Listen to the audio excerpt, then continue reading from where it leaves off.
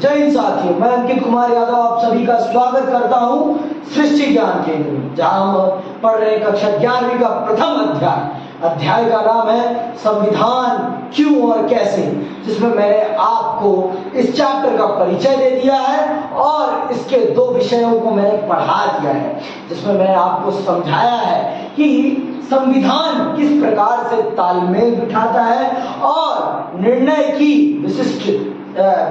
लेने की शक्ति किसके पास है और ये शक्ति किसके पास कैसे जाएगी, इस बारे में भी मैंने आपको समझा दिया है। आज मैं आपको जो विषय पढ़ाने चल रहा हूं, ये संविधान के द्वारा दिए जाने वाले अथवा किए जाने वाले सबसे महत्वपूर्ण कामों में से एक है।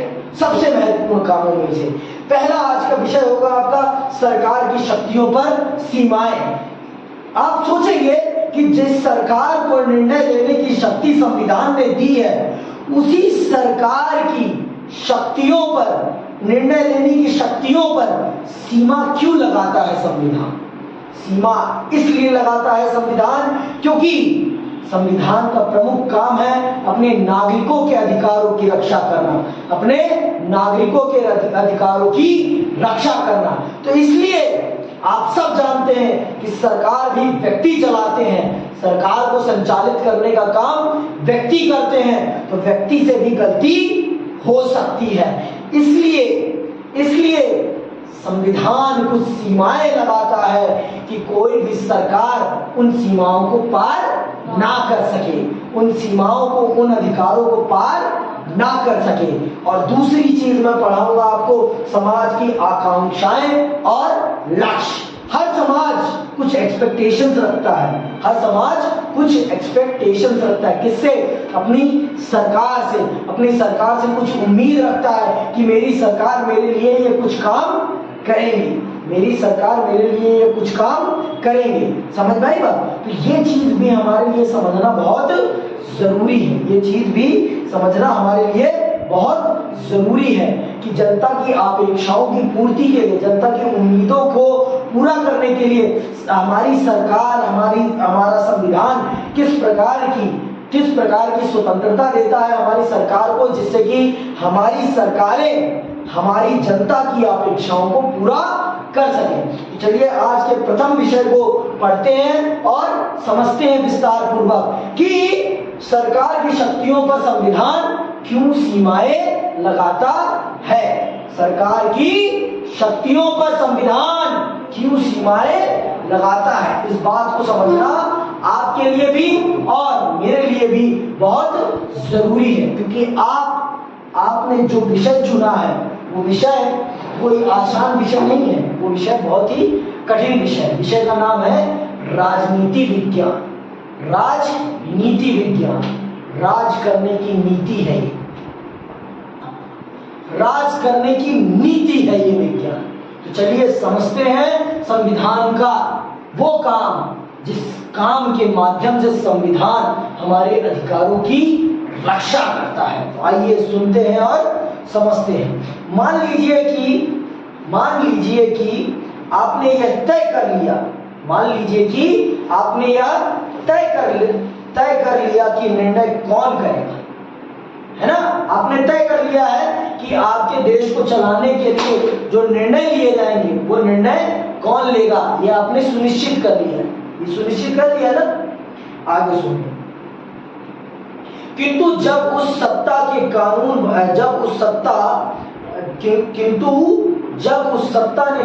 बनाए, तब आपको लगा कि वे कानून पूर्णतः अनुचित है। जिस सरकार को आपने कानून बनाने का अधिकार दिया, जब उसने कानून बनाया तो आपने देखा वो कानून आपकी एक्सपेक्टेशंस के कंप्लीटली विपरीत है। तब आप क्या करेंगे? जिस सरकार को आपने ये अधिकार दे दिया कि वो आपके लिए निर्णय ले, और उसने जब निर्णय लिया तो उसने सरासर गलत निर्णय लिया, तब आप क्या करोगे? तब आपके पास कोई ऑप्शन बचता है? बचता है। वो ऑप्शन कौन प्रोवाइड करता है? वो ऑप्शन हमारा संविधान प्रोवाइड करता है। संविधान ने हमारी हर समस्या का हल हमें उपलब्ध करा रखा है। संविधान ने हमारी हर समस्या का हल हमारे पास उपलब्ध करा रखा है। बस आंख खोल के देखने की देर है, बस आंख खोल के देखने की देर है और समझने की देर है। अगर आप आंख खोल के देख और समझ लेना तो आपको कभी भी किसी भी प्रकार की समस्या का सामना नहीं करना पड़ेगा, कभी भी किसी भी प्रकार की समस्या का सामना नहीं करना पड़ेगा। ये बात आप जान लीजिए। लेकिन हमारे देश के बच्चे हैं, पढ़ते ही नहीं है। पढ़ना तो है ही नहीं, पढ़ लेंगे तो जान नहीं जाएंगे चीजों के बारे में, और जान जाएंगे तो सवाल नहीं कर लेंगे, सवाल कर लेंगे तो अधिकार नहीं मिल जाएंगे। जरूरत क्या है अधिकारों की?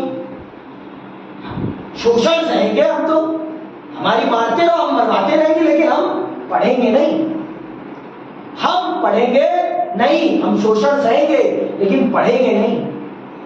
पुलिस गार्ड पे डंडे मारती रहे लेकिन हम अपने अधिकारों के बारे में जानेंगे नहीं।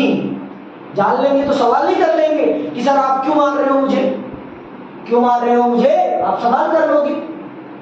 सवाल करना तो गलत बात है ना, अपने अधिकारों के बारे में जानना तो गलत बात है। गलत बात कैसे कर लेगा भारत का बच्चा? भारत का बच्चा गलत बात कैसे करेगा? आपको पता होना चाहिए कि जिस सरकार को आप निर्णय देने की शक्ति प्रदान करते हैं, अगर वही सरकार आपके अधिकारों के खिलाफ कोई कानून बनाती है तो आप न्यायालय में जाकर उन कानूनों को रद्द भी करा सकते हैं, उन कानूनों को रद्द भी करा सकते हैं। पता तब होगा नहीं आपको ये बात जब आप किताब को पढ़ेंगे। आपको इससे पहले पता था नम्रता? क्यों नहीं पता था? क्योंकि आप पढ़ती नहीं थी इसको। दिस इज द रीजन कि पढ़ना जरूरी है, पढ़ना जरूरी है पुष्कर, लेकिन आप पढ़ते नहीं हैं, आप पढ़ते नहीं हैं। ये मैं कह रहा हूं जिसके साथ आप 3 महीने के साथ पढ़ रहे हैं, मैं कह रहा हूं कि आप नहीं पढ़ते। अगर आप पढ़े ना तो आपसे अच्छा पढ़ने वाला कोई नहीं होगा। आप अपने स्कूल में अपने टीचर से ऐसे ऐसे सवाल कर लेंगे ना जिसका जवाब देने में आपके टीचर को भी 2 बार सोचना पड़ेगा।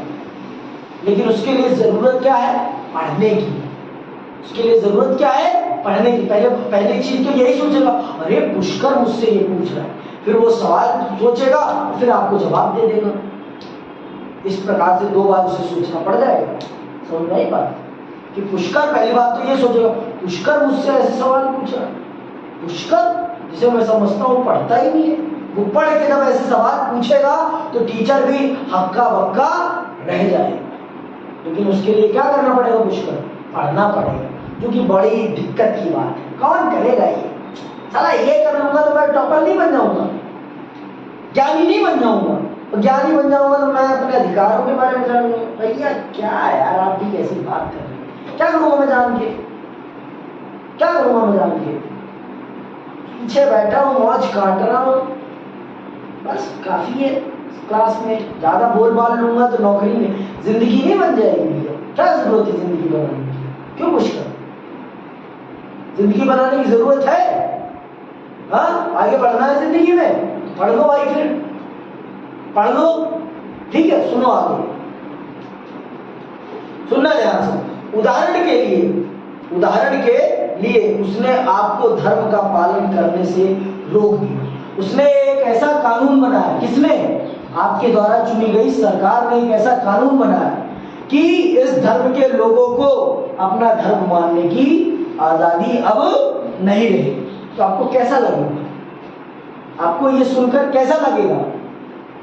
आपको ये सुनकर आपके दिमाग में लकवा मार जाएगा कि जिस सरकार को मैंने ही चुना मेरे अधिकारों की रक्षा करने के लिए, उसी सरकार ने मेरे अधिकारों को तो दफन कर दिया। उसी सरकार ने मेरे अधिकारों को दफन कर दिया। तब आप क्या करोगे? तब आप क्या करोगे? तब आप क्या करोगे? आप कुछ नहीं कर पाओगे। लेकिन अगर आपके संविधान ने आपको ये अथॉरिटी दे रखी हो, आपको ये विकल्प दे रखा हो कि अगर आपकी सरकार आपके अधिकारों के खिलाफ जाकर कोई कानून बनाती है तो अब आप ये कर सकते हैं, तब आप वो करोगे, तब आप वो करोगे। सुनना ध्यान से। उदाहरण के लिए उदाहरण के लिए उसने आपको धर्म का पालन करने से रोक दिया, या उसने यह निर्णय लिया कि किसी खास किस्म के रंग वाले वस्त्र नहीं पहने जा सकते, या आप कुछ विशेष गीत गाने को स्वतंत्र नहीं है, या किसी विशेष समूह के लोगों को सदैव दूसरों की सेवा करनी पड़ेगी और उन्हें किसी प्रकार की संपत्ति रखने का अधिकार भी नहीं होगा। यह सरकार किसी को भी मनमाने तरीके से गिरफ्तार कर सकती, या किसी एक खास रंग वाले लोगों को ही कुएं से पानी भरने की इजाजत दी जाएगी। स्वाभाविक है कि आपको ये कानून अनुचित और अन्यायपूर्ण लगेंगे, यद्यपि ये सभी कानून उस सरकार द्वारा बनाए गए जो एक विशेष प्रक्रिया का पालन करके बनी थी। लेकिन सरकार द्वारा ऐसे कानूनों को बनाने के पीछे जरूर कोई अन्यायपूर्ण बात रही होगी। ये वही सरकार ये कानून बना रही है जिस सरकार को आपने एक विशेष प्रक्रिया का पालन करके बनाया था। तो इसका मतलब ये सरकार अन्यायपूर्ण शासन को अपना रही है। तब आप इस अन्यायपूर्ण शासन से निकलने के लिए क्या करोगे? इस अन्यायपूर्ण शासन से निकलने के लिए आपको इसका दरवाजा देखना पड़ेगा, इसकी तरफ देखना पड़ेगा। ये बताएगा कि आपको इस अन्यायपूर्ण रास्ते से कैसे निकलना है, ये आपको बताएगा। और अगर आप उस चीज का पालन कर लेंगे तो आप उस समस्या से बाहर निकल आएंगे, आप उस समस्या से बाहर निकल आएंगे। समझ नहीं बात? निकलना है कि नहीं निकलना?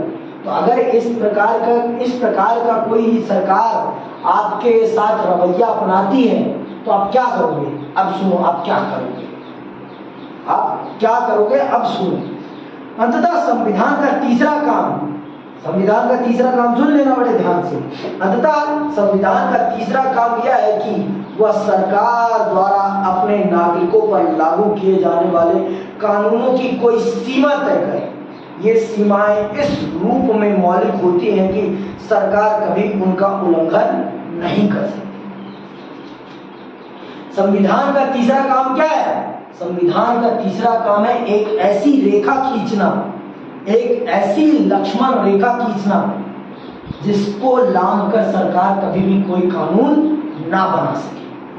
संविधान का तीसरा काम है कि आपके अधिकारों की एक ऐसी लक्ष्मण रेखा खींचना जिस लक्ष्मण रेखा को सरकार चाह कर भी लांघ नहीं सकती, चाह कर भी लांघ नहीं सकती। समझना की बात? तो उन अधिकारों को कौन से अधिकार कहा जाता है? उन अधिकारों को मौलिक अधिकार कहा जाता है। उन अधिकारों को फंडामेंटल राइट्स कहते हैं। क्या कहते हैं? Fundamental rights. समझना की बात? हिंदी में उसे कहते हैं मौलिक अधिकार। यही बात कही जा रही है। संविधान, अंततः संविधान का तीसरा काम यह है कि वह सरकार द्वारा अपने नागरिकों पर लागू किए जाने वाले कानूनों की कोई सीमा तय करे। ये सीमाएं इस रूप में मौलिक होती है कि सरकार कभी उनका उल्लंघन नहीं कर सकती। समझना की बात? तो ये आपका संविधान ऐसे कुछ अधिकार मुहैया करा देता है जिन अधिकारों के खिलाफ सरकार चाह कर भी कोई कानून नहीं बना सकती है। और उन अधिकारों को क्या कहा जाता है? उन अधिकारों को मौलिक अधिकार कहा जाता है कि उन अधिकारों के खिलाफ जाकर सरकार कभी भी कोई कानून नहीं बना सकती। आपको पता है आपके कितने मौलिक अधिकार हैं? अगर आपको पता है ना तो आप मुझे मेरे कमेंट बॉक्स में बताएं, और नहीं पता तो अगली क्लास में मैं आपको बताऊंगा कि आपके पास कितने आपके मौलिक अधिकार हैं। और अगर आपको अपने मौलिक अधिकार नहीं पता है ना तो आप चुल्लू भर पानी लो और उसमें मुंह डाल के नाक रगड़ के मर जाओ। क्योंकि जिस देश के बच्चों को अपने मौलिक अधिकार नहीं पता ना, उस देश के बच्चों का कोई भविष्य नहीं हो सकता। उस देश के बच्चों का कोई भविष्य नहीं हो सकता। राजनीतिक भविष्य, वैसे भविष्य होगा लेकिन राजनीतिक भविष्य नहीं हो सकता। फिर वो अपने लिए एक अच्छी सरकार का चयन नहीं कर सकते। उन्हें अच्छी सरकार और बुरी सरकार में अंतर करना ही नहीं है। समझना है की बात? और अगर आपको राजनीतिक समझ नहीं है ना तो आप अपने देश को गड्ढे में डाल रहे हो। आप अपने देश को अपने वोट के माध्यम से ना गड्ढे में डाल रहे हो, ये बात जानो। क्योंकि आपके एक वोट की कीमत ना 5 साल होती है। आपके एक वोट की कीमत पता है कितने साल होती है? 5 साल। आप एक सरकार चुन देते हैं और वो सरकार आपके लिए 5 साल तक काम करती है, आपके लिए 5 साल तक निर्णय लेती है। और अगर आपका 5 साल अंधकारमयी हो गया तो आपका 50 साल अंधकारमयी हो जाएगा। ये बात जानो। तो एक वोट की वैल्यू समझो, एक वोट की वैल्यू समझो। और हमारे देश में ये लोग समझते नहीं है और ये हमारे लिए बड़ी दुर्भाग्य की बात है, बड़ी दुर्भाग्य की बात है। पुष्कर ये जान लो, बहुत ही दुर्भाग्य की बात है कि हमारे देश के लोग एक वोट की कीमत नहीं समझते। समझो, नहीं तो देश का बेड़ा गर्क हो जाएगा। समझ में आई बात पुष्कर? चलो आगे सुनो। तो संविधान सरकार की शक्तियों को कई तरीके से सीमित करता है। आपके संविधान ने आपकी सरकार की शक्तियों को कई तरीके से सीमित किया हुआ है, कई तरीके से। कैसे कैसे? सुनना बड़े ध्यान से। सरकार की शक्तियों को सीमित करने का सबसे सरल तरीका यह है कि नागरिकों के रूप में हमारे मौलिक अधिकारों को स्पष्ट कर दिया जाए और कोई भी सरकार कभी भी उनका उल्लंघन नहीं कर सके। आपके अधिकारों को सुरक्षित करने के लिए आपके संविधान ने आपको कुछ मौलिक अधिकार उपलब्ध करा दिए, जिन मौलिक अधिकारों का उल्लंघन सरकार चाहकर भी नहीं कर सकती, क्योंकि इन अधिकारों की सुरक्षा आपकी देश की न्यायालय करता है, आपका संविधान स्वयं करता है।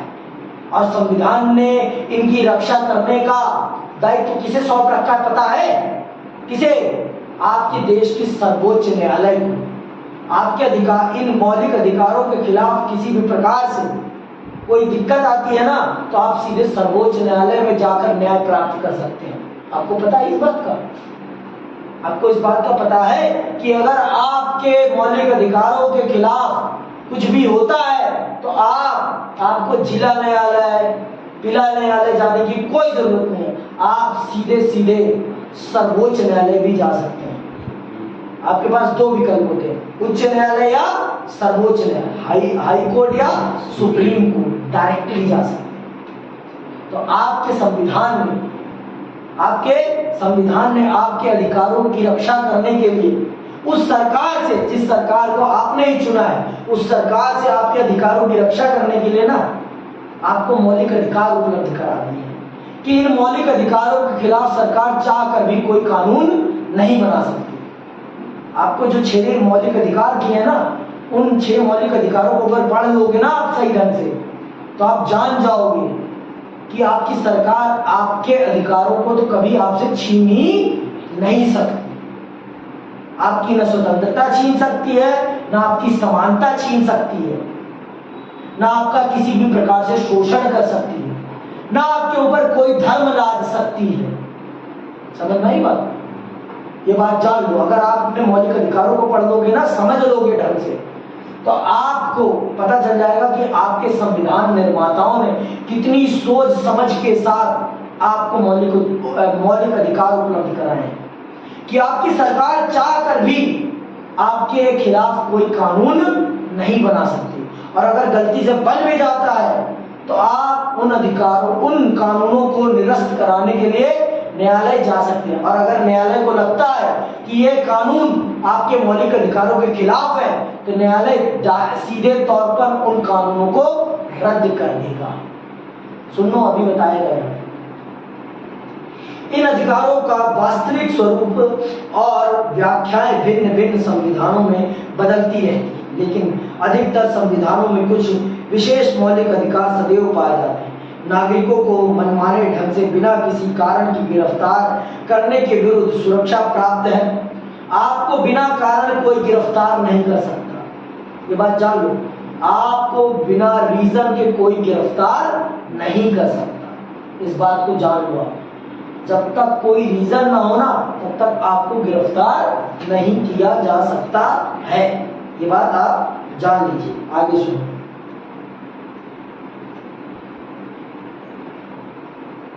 नागरिकों को मनमाने ढंग से बिना किसी कारण की गिरफ्तार करने के विरुद्ध सुरक्षा प्राप्त है।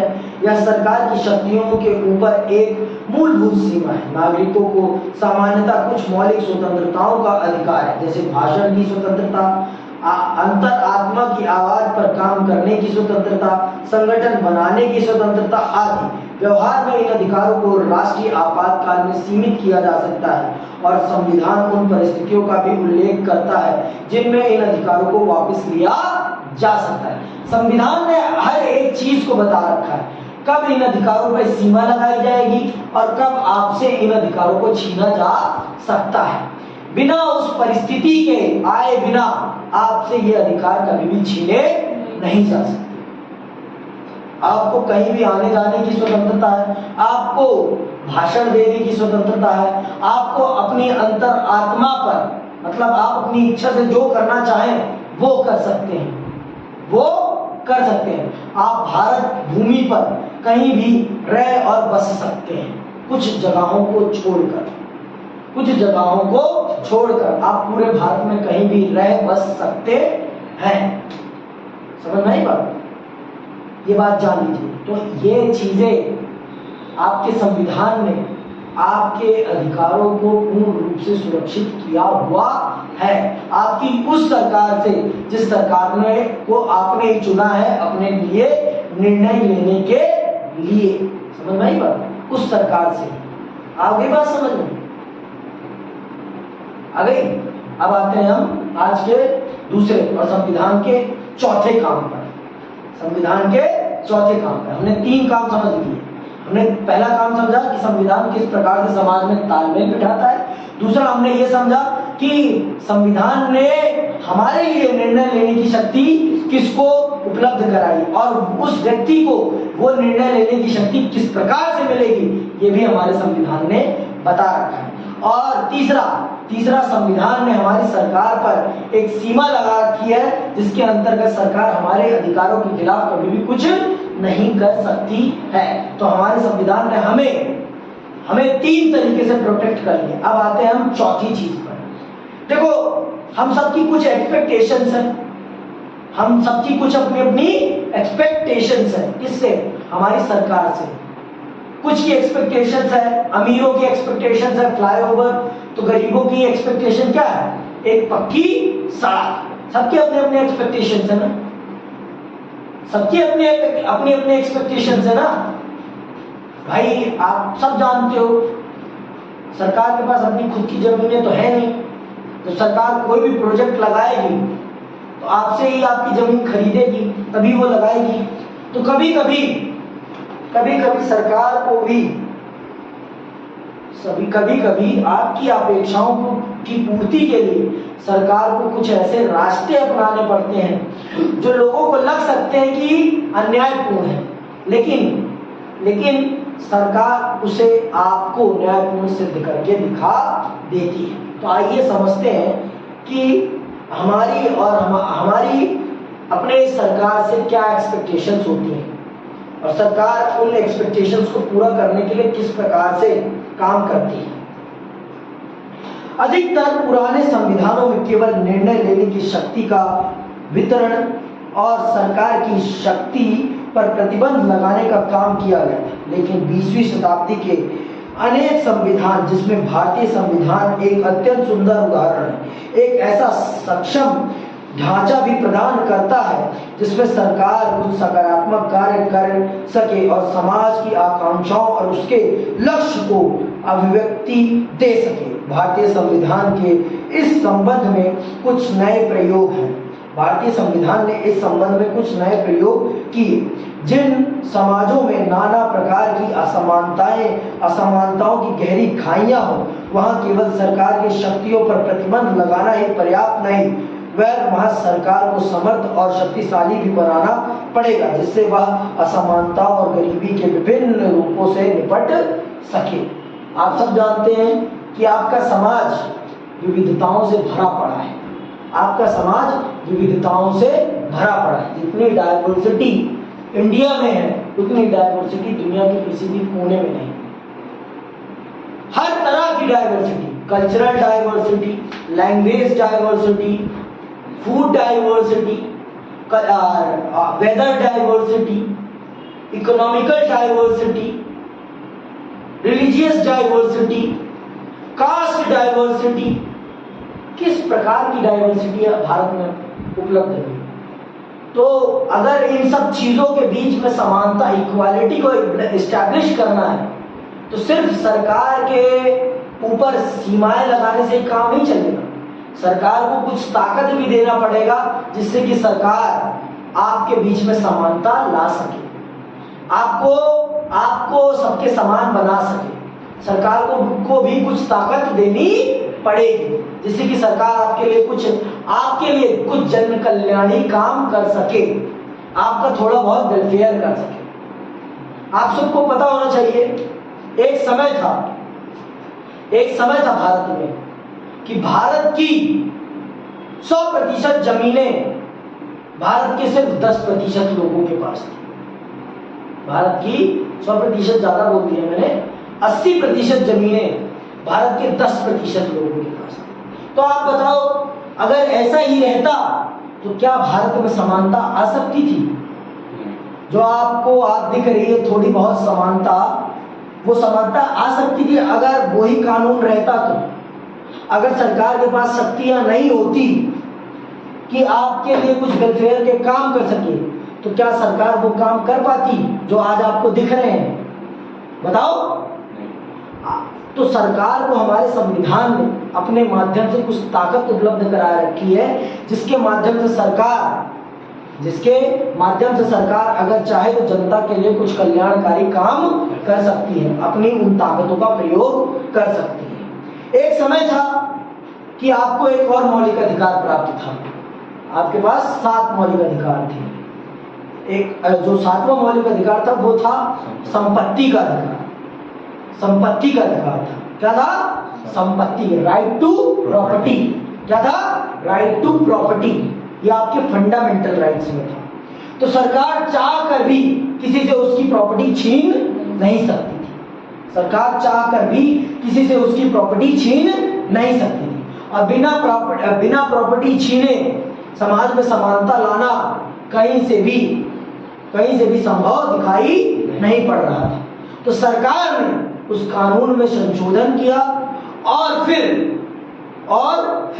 जिनके पास अपार संख्या में भूमि थी ना, उनसे भूमि को एक्वाइज किया, मतलब उनसे छीना, और जिनके पास भूमि नहीं थी उनको भूमि प्रोवाइड करी, जिससे कि समाज में क्या बन सके? समाज में इक्वालिटी।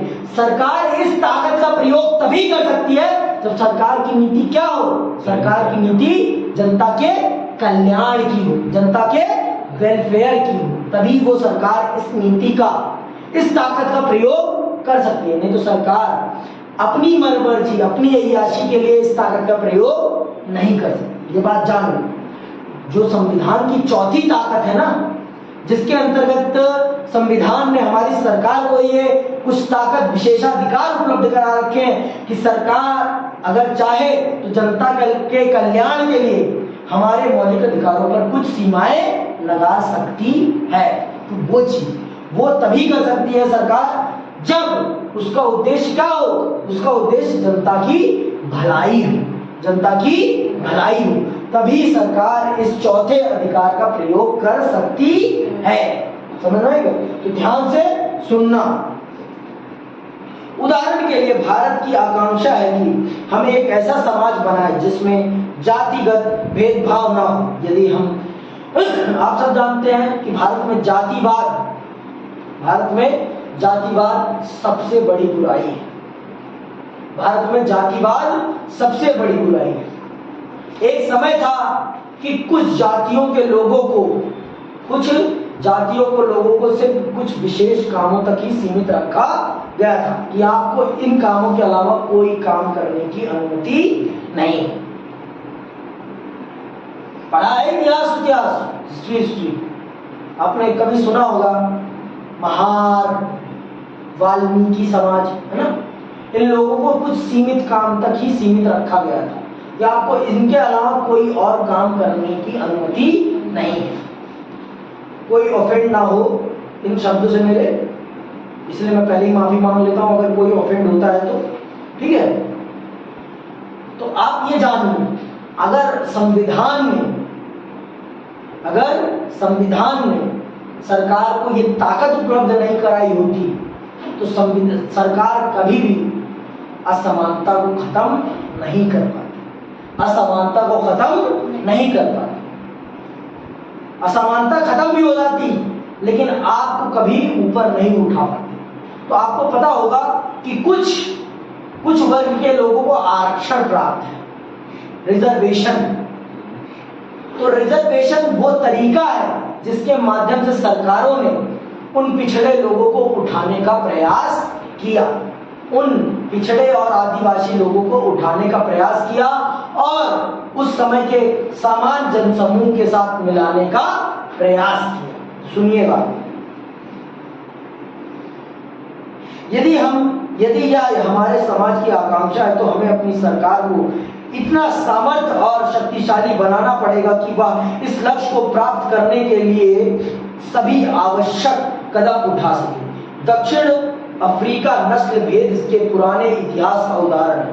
उसके नए संविधान में सरकार को इस योग्य बनाया है कि वह नस्लीय भेदभाव को मिटा सके।